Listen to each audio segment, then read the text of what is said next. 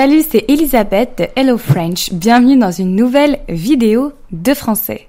C'est l'hôpital qui se moque de la charité. Se faire poser un lapin. Ce n'est pas demain, la veille. Voici quelques expressions que nous allons voir aujourd'hui. Nous allons voir ensemble 24 expressions utilisées au quotidien dans la vie de tous les jours par les francophones.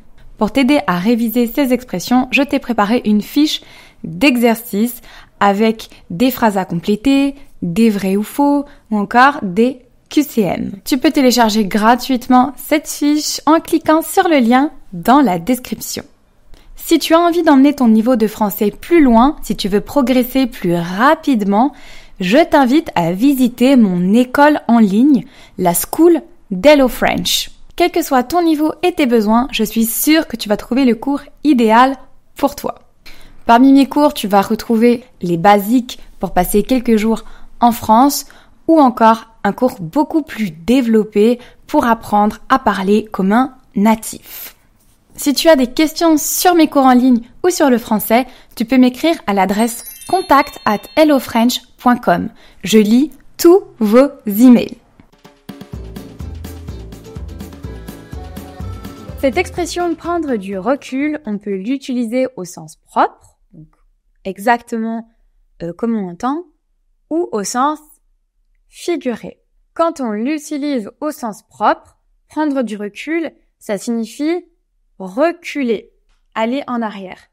Par exemple, si je suis devant la tour Eiffel et que je veux faire une photo, mais que je ne la vois pas en entier, que je n'ai pas assez de recul, je vais aller un peu en arrière.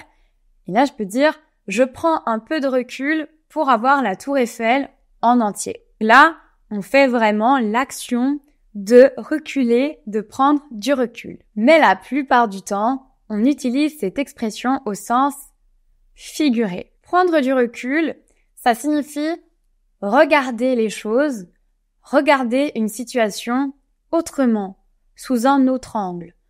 Prendre un peu de temps pour soi pour mieux analyser une situation. Prendre du recul, ça permet en général de relativiser une situation, donc de se rendre compte qu'elle est moins grave que prévu, ou alors de pouvoir prendre une grande décision, de changer des choses dans sa vie.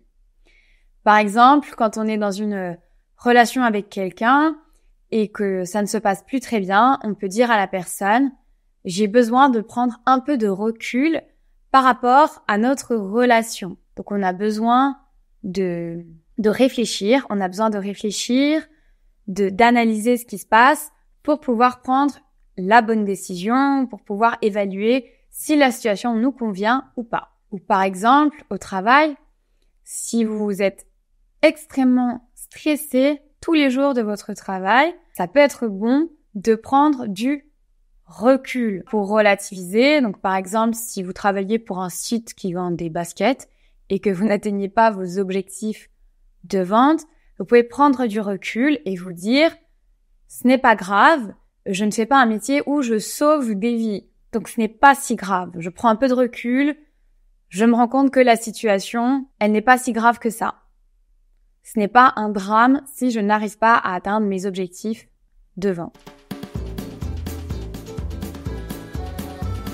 Toucher du bois.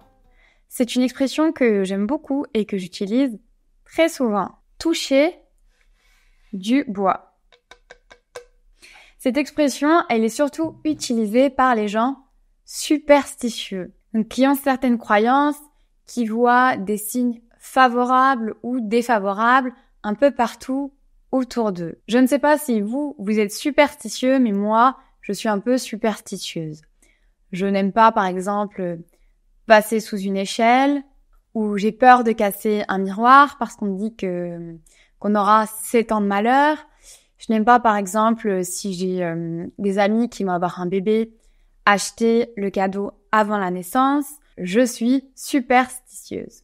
Quand on est superstitieux, on peut toucher du bois pour qu'un malheur n'arrive pas.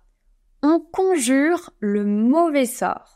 Toucher du bois, ça permet de se protéger de mauvaises choses qui pourraient arriver. On va contre un mauvais sort. Par exemple, je peux dire Caroline a déjà raté son permis de conduire 4 fois. Elle en a en plus besoin pour son travail. Elle va être licenciée si elle n'arrive pas à avoir son permis de conduire rapidement. Et donc, je vais toucher du bois pour espérer qu'elle réussisse son permis de conduire. Je vais contre un mauvais sort. Je vais vous dire, ça c'est essentiel, quand on utilise cette expression, il faut l'accompagner du geste. Donc, il faut trouver un morceau de bois à toucher. Avoir un poil dans la main. Donc un poil, c'est ce qu'on a sur les bras, sur les jambes. On a un poil ici, dans la main. Cette expression, elle signifie tout simplement qu'on est paresseux. On est vraiment très, très, très paresseux. On est fainéant ou fainéante pour une fille. On est un peu mou, on n'est pas très ambitieux. En anglais, on dit to be work shy. C'est un peu être timide du travail. On n'aime pas trop ça. Cette expression, elle est assez ancienne. Elle date du 19e siècle. Donc, on l'utilisait pour parler donc des gens qui étaient paresseux, qui n'aimaient pas trop travailler. À l'époque, il y avait beaucoup de travail manuel. Tellement on utilisait peu ses mains pour travailler qu'un poil peut pousser dedans. En réalité, je ne pense pas que ce soit vraiment possible que des poils poussent au creux de la main ou qu'un poil pousse au creux de la main. Voici 2 mises en situation pour vous aider à mieux comprendre cette expression. Cynthia a vraiment un poil dans la main. Elle reste toute la journée dans sa chambre à jouer aux jeux vidéo et ne sort que pour manger les repas que sa mère prépare. Elle est vraiment paresseuse. Voici une autre mise en contexte. Pierre, mon collègue, a vraiment un poil dans la main. Il ne fait jamais plus que ce qu'on lui demande. Il fait toujours le minimum et il ne propose jamais aucune idée supplémentaire. Il est vraiment fainéant. Avoir les dents longues. Donc les dents, hein, ce qu'on a dans la bouche. Avoir les dents longues, comme si elles étaient plus grandes. Bien sûr, on n'utilise pas cette expression au sens littéral. On utilise cette expression au sens figuré. Vous allez voir, c'est une expression assez marrante quand elle fait référence justement à cette image. Quand on parle de quelqu'un qui a les dents longues, déjà, ce n'est pas quelque chose de très positif. C'est une expression assez péjorative. On l'utilise pour parler de quelqu'un de vraiment très, très ambitieux. Donc, avoir de l'ambition, c'est quelque chose de bien dans la vie. Mais ici, quand on l'utilise, cette expression « avoir les dents longues », c'est pas si positif parce que ça signifie un peu qu'on est prêt à tout pour réussir, pour arriver à ses fins. Donc, souvent, on l'utilise professionnellement. Donc, on dit que quelqu'un a les dents longues, il va aller loin professionnellement, par exemple dans son entreprise. À l'origine, donc il y a très très longtemps, je pense que c'était au XIVe siècle, cette expression, elle était surtout utilisée pour dire qu'on avait faim. Donc, avoir les dents longues, ça voulait dire qu'on avait faim. Et petit à petit, le sens de cette expression, il s'est transformé. Parfois, en français, on dit aussi que quelqu'un a vraiment faim pour dire qu'il a faim de succès. Il a très très envie de réussir. Donc c'est certainement pour ça que cette expression, elle a été un peu détournée. Donc, son utilisation a été modifiée. La faim est vue comme une métaphore de l'ambition. Voici une mise en situation. Jonathan a vraiment les dents longues. Il est prêt à tout pour réussir dans l'entreprise, avoir une promotion et devenir directeur. Il travaille jour et nuit et il est même prêt à dire du mal de ses collègues à la direction. Parfois, quand on parle des gens qui ont les dents longues, mais encore plus que les dents longues, on dit en français « il a les dents qui rayent le parquet ». Donc en fait, tellement ces dents sont longues, elles touchent le sol et elles font des rayures sur le sol. Donc ça, c'est vraiment quelqu'un de très, très, très ambitieux. C'est une ambition extrême, démesurée. poser un lapin. Vous avez bien entendu un lapin comme le petit animal. Quand on pose un lapin à quelqu'un, ça signifie qu'on ne va pas à un rendez-vous. Si je ne fais pas un rendez-vous, je pose un lapin à quelqu'un. Et si quelqu'un ne vient pas à un rendez-vous avec moi, il me pose un lapin. Je me suis fait poser un lapin. Souvent, on l'utilise dans le cadre d'un rendez-vous amoureux, un date, mais ça peut aussi être un rendez-vous professionnel, un rendez-vous avec un ami, un rendez-vous médical. Par exemple, si j'oublie d'aller à un rendez-vous médical, je peux dire que j'ai posé un lapin à mon médecin, que j'avais complètement oublié d'aller à ce rendez-vous. Voici des mises en contexte. J'avais rendez-vous avec un garçon au restaurant à 20h. J'ai attendu plus d'1 heure et il n'est jamais venu. Personne ne m'avait jamais posé un lapin comme ça. Il ne m'a en plus donné aucune nouvelle et aucune explication. Voici un deuxième exemple dans un cadre professionnel. J'ai fait 2 heures de route pour aller au rendez-vous avec ma cliente et elle m'a posé un lapin. Elle n'est jamais venue.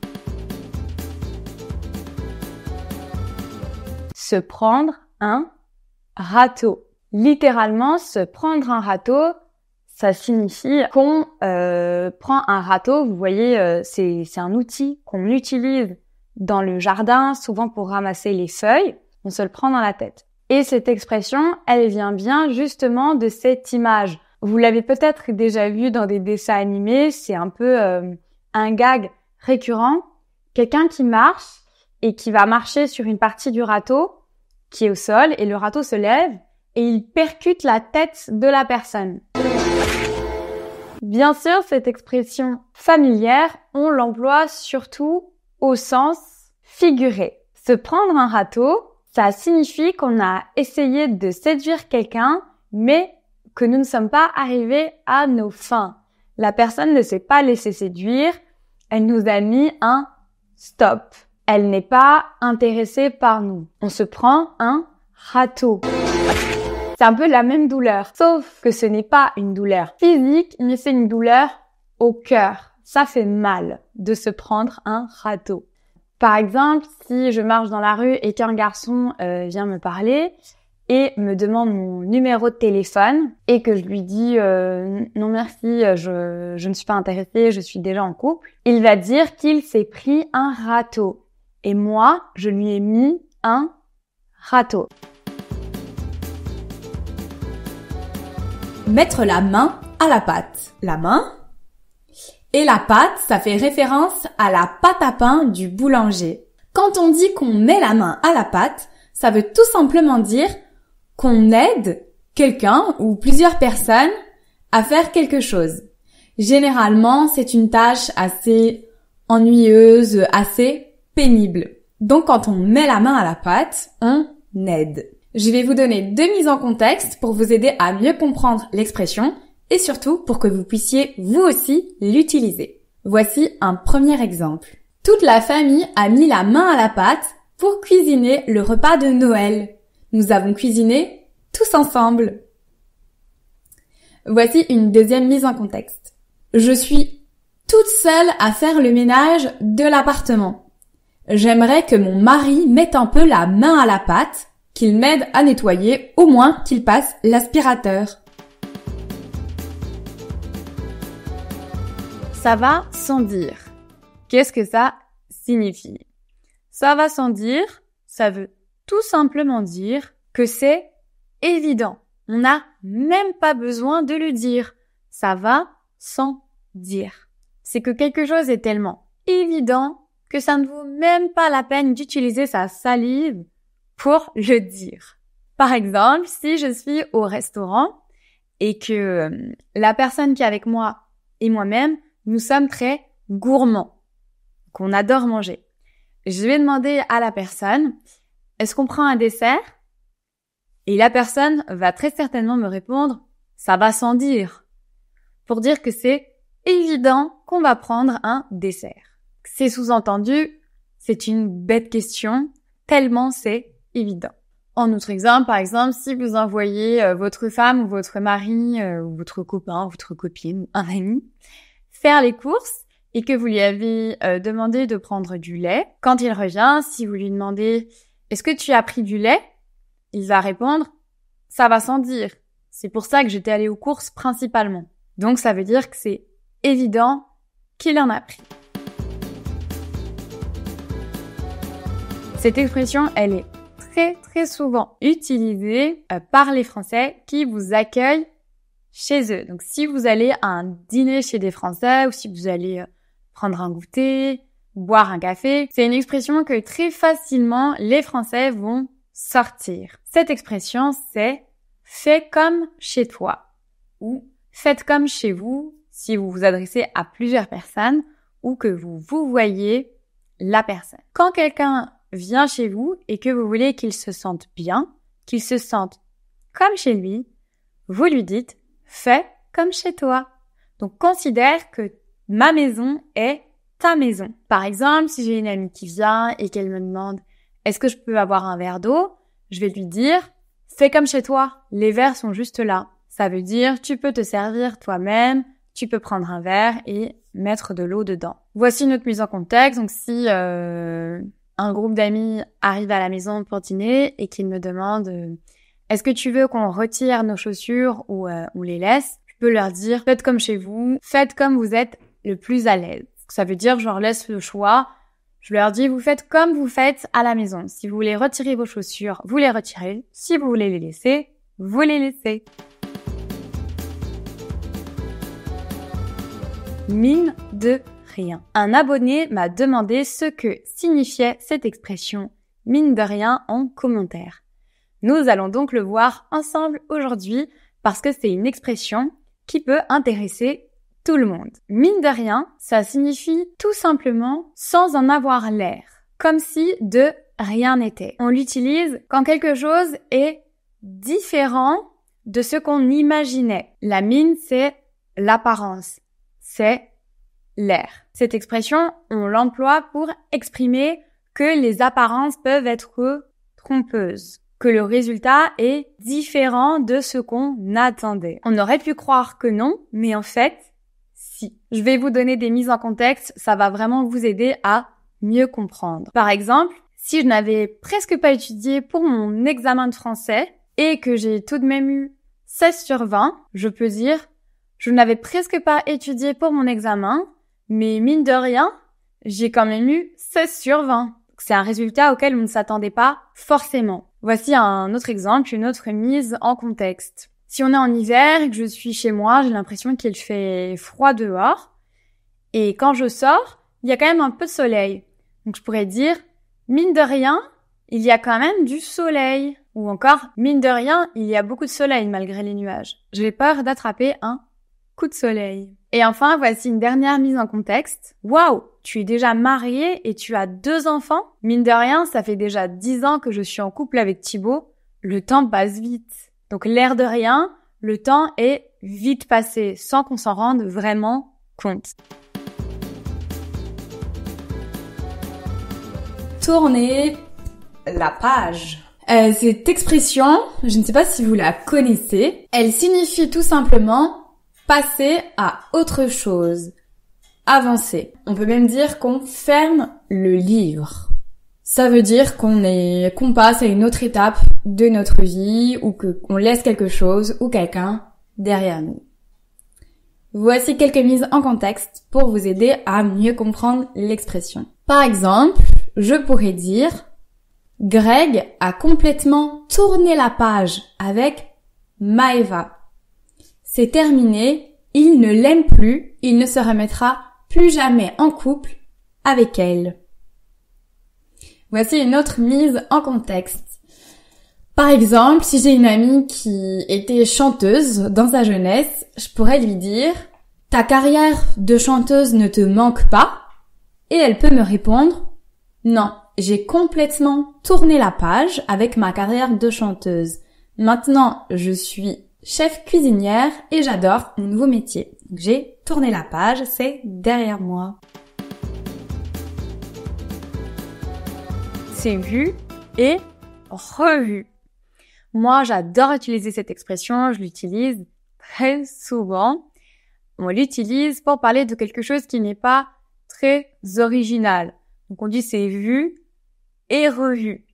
Donc ça veut dire que c'est vraiment pas original, que on l'a déjà vu plein de fois. Ce n'est pas quelque chose de novateur ou d'innovant. Par exemple, si je regarde la télévision et que je vois une publicité avec une histoire qu'on a déjà vue 10 fois, par exemple de produits pour la lessive, je peux dire c'est vu et revu. Ils devraient un peu changer l'histoire de leur publicité. Donc on l'utilise pour dire qu'une idée est un peu nulle, qu'on l'a déjà vue un peu partout, que ça a déjà été fait plein de fois. Voici d'autres mises en contexte. Par exemple, si je dis que je n'ai pas d'idée de cadeau pour mon copain, une amie peut me dire « Ah, ben tu pourrais lui acheter un parfum. » Et moi, je vais dire « Oh non, pas un parfum. C'est vu et revu. » Ça veut dire que c'est vraiment un cadeau très basique que tout le monde peut faire. Voici une deuxième mise en contexte. Si je dois recevoir des invités et que je dois trouver un dessert à faire et que mon mari me dit « On pourrait faire un crumble aux pommes en dessert », je peux dire « Oh non, c'est vu et revu. Des crumbles, on en voit tout le temps, j'aimerais faire un dessert un peu plus original. » Je vais vous mettre une dernière mise en contexte que j'ai vue sur Instagram. Il y a un compte Instagram qui s'appelle les casse-couilles de Vinted. Casse-couille, c'est une expression très vulgaire en français. C'est un synonyme de chiant. Donc, les gens ennuyants. Donc là, en fait, ça répertorie des gens qui sont ennuyants sur Vinted. Donc, vous voyez, c'est le réseau où on peut vendre et acheter des vêtements. Ici, on a une conversation entre une vendeuse et une acheteuse et la personne qui veut acheter ne fait aucune phrase. Elle ne répond que par des tout petits mots. Et donc, la vendeuse lui demande si elle ne sait pas faire des phrases. Et donc, vous voyez ici, c'est repris sur le groupe. Et la description de cette image, c'est « Les gens qui font des phrases, c'est vu et revu ». Donc ici, évidemment, c'est ironique, c'est du second degré. C'est pour dire pourquoi faire comme tout le monde. On a déjà vu des phrases plein de fois, donc autant être un peu plus original dans sa manière d'écrire. Donc comme je vous dis, c'est ironique, c'est de l'humour. Fais les 100 pas. Dites-moi en commentaire si vous l'avez déjà entendu ou même vous l'avez peut-être déjà utilisé. Alors cette expression, en fait, elle veut un peu dire ce qu'elle veut dire. On marche beaucoup en attendant quelque chose. On est impatient qu'une situation se produise ou on est stressé, on peut attendre par exemple des nouvelles. On va marcher et faire les 100 pas. Donc marcher en attendant, ça permet de faire un peu avancer le temps plus vite. Je vais vous donner des petites mises en contexte, ça va vous aider à mieux comprendre l'expression et surtout à l'utiliser vous-même si vous ne l'avez jamais utilisé. Par exemple, si mon grand-père s'est fait opérer et que je suis à l'hôpital, j'attends des nouvelles, je peux dire que je fais les 100 pas dans les couloirs de l'hôpital en attendant des nouvelles de mon grand-père. Donc je suis un peu stressée, je vais marcher pour faire passer le temps plus vite. Voici une deuxième mise en contexte un peu plus joyeuse. Je fais les 100 pas depuis 20 heures. J'organise une fête ce soir et mes invités ont déjà 30 minutes de retard. Donc ça me permet de me faire patienter. Je préfère être en mouvement que d'attendre de manière statique, immobile. Et enfin, voici une dernière mise en contexte. Je fais les 100 pas depuis ce matin en attendant les résultats du bac de mon fils. Alors, une fois toutes les lunes, c'est une expression qui signifie tout simplement très rarement. On utilise cette expression pour parler de quelque chose qui arrive très peu souvent, même quasiment jamais. Je vais vous donner quelques mises en contexte pour vous aider déjà à mieux comprendre l'expression et surtout pour que vous puissiez l'utiliser vous aussi. Voici une première mise en contexte. Je suis presque végétarienne, je mange de la viande seulement une fois toutes les lunes. Donc ça veut dire que la plupart du temps je ne mange pas de viande et que vraiment 3 fois par an je vais faire un écart, je vais manger un peu de viande. Voici une deuxième mise en contexte, c'est sûr, vous allez mieux comprendre. Je fais le ménage toute seule à la maison. Mon mari ne fait que la vaisselle une fois toutes les lunes. C'est pas demain, la veille. Demain, c'est le jour d'après. Et la veille, c'est le jour d'avant. Donc, que peut bien vouloir dire « c'est pas demain la veille ». Cette expression, en fait, elle veut dire que quelque chose n'est pas prêt d'arriver. Quelque chose va peut-être se produire, mais dans vraiment très longtemps. Donc ce n'est pas demain, la veille. Donc c'est quelque chose en fait qui... On dirait que ça n'arrivera jamais. Je vais vous donner des mises en contexte parce que cette expression elle est un peu compliquée. Ça va vous aider déjà à mieux comprendre et surtout vous pourrez l'utiliser dans des phrases. Donc voici un premier exemple. Clara et Pierre se sont séparés il y a 1 an et Pierre pleure encore tous les jours. Ce n'est pas demain la veille qu'il va l'oublier. Donc ce n'est pas prêt d'arriver. Et voici une deuxième mise en contexte. Ce n'est pas demain la veille que je vais pouvoir prendre des vacances. J'ai tellement de travail. Je travaille tous les jours jusqu'à 22h et je commence à 7h le matin. Je n'ai aucune idée de quand je vais pouvoir prendre des vacances. Donc c'est pas demain la veille que je vais pouvoir me reposer. Être au taquet. Être au taquet, c'est une expression familière pour dire qu'on est super motivé, qu'on a plein d'énergie, comme si on avait bu 10 Red Bull ou qu'on avait pris plein de vitamine C. On déborde d'énergie. Par exemple, si j'avais un entretien d'embauche ce matin, je peux dire j'étais au taquet pendant l'entretien. Je répondais à toutes les questions super bien. Je suis sûre que je vais avoir le job. J'étais trop motivée pour avoir ce travail. Il n'y a pas photo. Je vais tout d'abord vous expliquer ce que signifie cette expression, vous faire des petites mises en contexte et vous expliquer d'où vient cette expression, quelle est l'origine de l'expression « il n'y a pas photo ». Quand on dit qu'il n'y a pas photo, on veut dire qu'il n'y a pas de débat. C'est très clair. On a un choix à faire, c'est très clair, il n'y a pas photo. On sait ce qu'il faut faire ou on sait ce qu'on préfère. C'est limpide. Il n'y a pas d'hésitation. Voici 2 mises en contexte pour vous expliquer, pour que vous compreniez mieux l'expression et que vous puissiez à votre tour l'utiliser. Par exemple, si j'hésite entre 2 robes, je vais demander à une amie « Est-ce que tu préfères la robe bleue ou la robe rouge ?» Elle peut me répondre « Il n'y a pas photo, la rouge te va beaucoup mieux. » Il n'y a pas à hésiter. Voici une deuxième mise en contexte. Par exemple, je peux dire « Entre travailler pour une multinationale ou travailler dans une petite start-up, il n'y a pas photo pour moi. Je préfère travailler dans une petite équipe familiale. » Donc il n'y a pas d'hésitation, c'est très clair.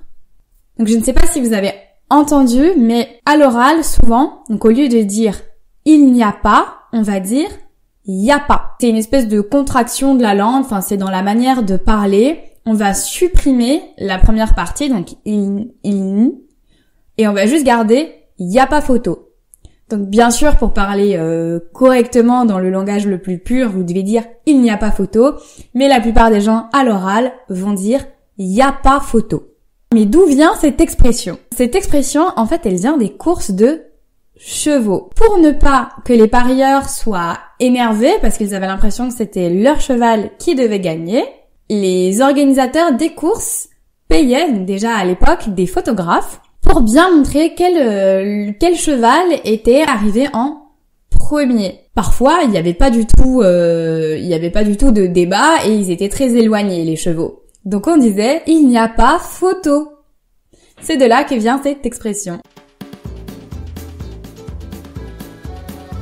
Choisissez un peu 3 cartes au pif. Vous n'avez pas compris ce que je vous ai demandé? C'est l'expression que nous allons voir aujourd'hui. Au pif. Au pif, c'est une expression qui veut dire au hasard. Donc quand je vous demande de choisir 3 cartes au pif, je vous demande de choisir 3 cartes à l'aveugle, au hasard complet. Au pif, cette expression, elle peut aussi vouloir dire de manière approximative. Donc c'est pas vraiment du hasard, mais c'est vraiment à vue d'œil. On évalue sans vraiment savoir.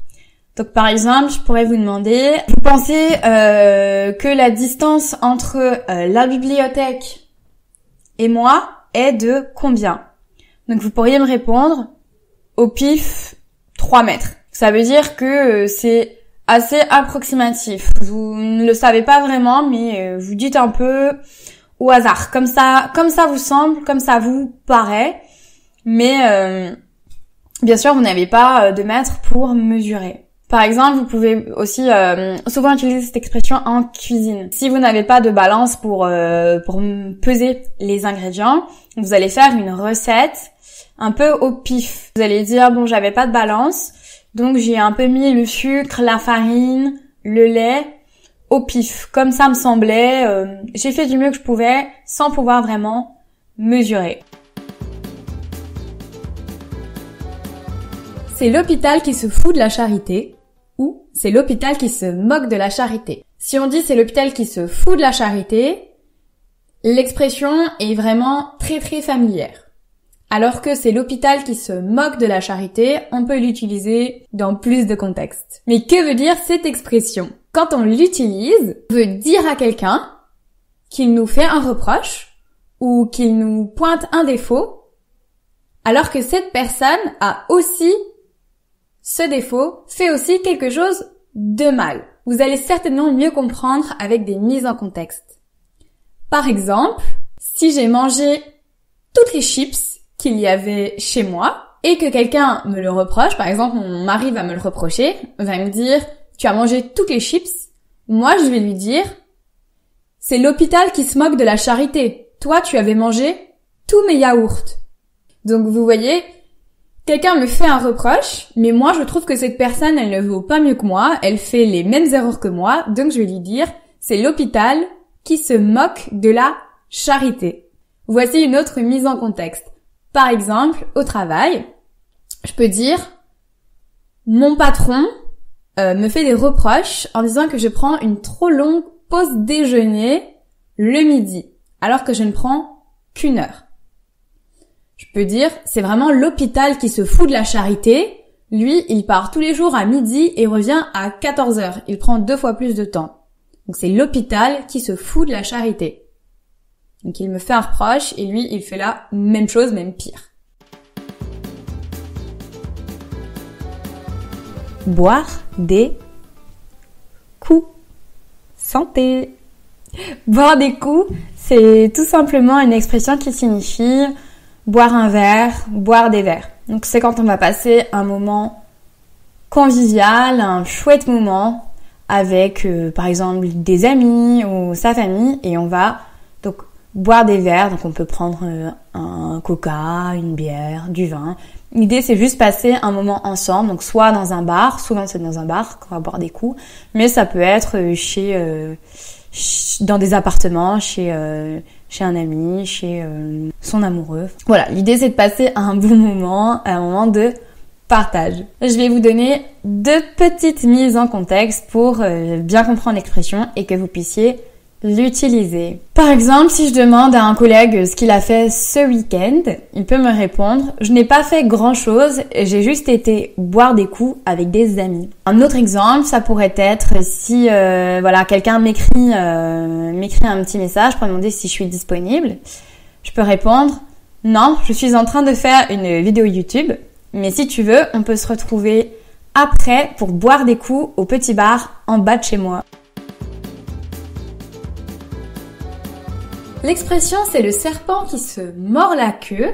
Ça signifie que on est dans un cercle vicieux. Donc on est dans une situation dans laquelle on a des difficultés de sortir de cette situation ou alors on est dans une situation où un élément A dépend d'un élément B qui a besoin de l'élément A. Donc on tourne en rond en fait, on sait plus comment s'en sortir. Je vais vous donner des mises en contexte, ce sera, je pense, beaucoup plus simple pour comprendre et surtout, ce sera plus simple pour que vous-même, vous puissiez utiliser l'expression. Voici une première mise en contexte. En France, pour pouvoir ouvrir un compte en banque, il faut des fiches de paye, mais pour pouvoir recevoir son salaire, il faut un compte en banque français.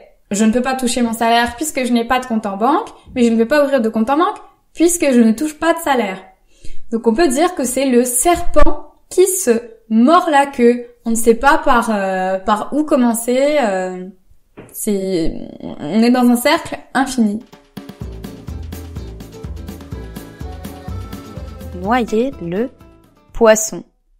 Cette expression, elle est un peu étrange parce que noyer un poisson, en fait, c'est impossible. Le poisson, il respire dans l'eau. Donc, on va voir ce que veut dire cette expression, des mises en contexte et surtout d'où elle vient. Alors, quand on dit qu'on essaye de noyer le poisson, ça veut dire que on essaye de détourner une conversation. Donc, dans une conversation avec quelqu'un, il y a un sujet qui est abordé et vous n'avez pas envie de parler de ça ou vous essayez vraiment de détourner la conversation pour qu'on ne parle plus de ce sujet parce que soit il vous gêne, il vous embarrasse ou vous n'avez pas le droit d'en parler parce que vous avez promis à quelqu'un que vous n'alliez pas parler de ce sujet. Donc vous essayez vraiment de noyer le poisson. Donc vous essayez d'enterrer le sujet et d'aller vers une autre thématique dans la conversation. Je vais vous donner des mises en contexte, ça va vous aider à mieux comprendre. Voici une première mise en contexte. Donc, souvent, on peut dire que les politiques essayent de noyer le poisson quand ils n'ont pas la réponse à une question. Si on demande à un homme politique combien coûte un ticket de métro dans Paris, il va peut-être répondre « Ah, l'important, c'est pas combien coûte le ticket de métro, mais combien on peut rembourser chaque année les personnes qui prennent le métro. » Donc vous voyez, là, il a parfaitement noyé le poisson. En fait, il ne savait pas répondre à la question, donc il a détourné la conversation, il a dissimulé, il a un peu caché qu'il ne savait pas répondre en changeant un peu de sujet. Avoir un coup de mou, ça veut dire se sentir un peu déprimé, ressentir une fatigue passagère. On n'est pas très en forme. Ça peut être physique ou psychologique, mais on a un coup de mou. Je vais vous donner quelques mises en contexte, ça va vous aider à mieux comprendre l'expression et surtout à pouvoir l'utiliser par vous-même. Voici une première mise en contexte. J'ai eu un petit coup de mou. Après la pause déjeuner, j'avais trop mangé, j'avais juste envie de dormir et pas de travailler. Voici un deuxième exemple. À chaque fois que j'ai un petit coup de mou, je regarde un film de Jim Carrey et je me sens beaucoup mieux, je me sens beaucoup plus joyeuse et positive. Et enfin, voici une dernière mise en contexte pour bien vous aider à comprendre. À chaque fois que j'ai un petit coup de mou parce que ma famille me manque, je les appelle sur Skype en visio. Et tout de suite, ça va beaucoup mieux. Un coup dur. Il y a beaucoup d'expressions en français avec le mot coup. C'est une expression qui n'est pas très joyeuse. C'est une expression assez négative. Ça veut dire qu'on traverse une épreuve. On traverse quelque chose d'assez difficile. C'est vraiment une mauvaise période. C'est quelque chose qui nous arrive, qui n'est vraiment pas gai, qui n'est vraiment pas joyeux. Quelque chose de triste nous arrive. On peut par exemple dire que pour traverser les coups durs de la vie, il faut être très positif.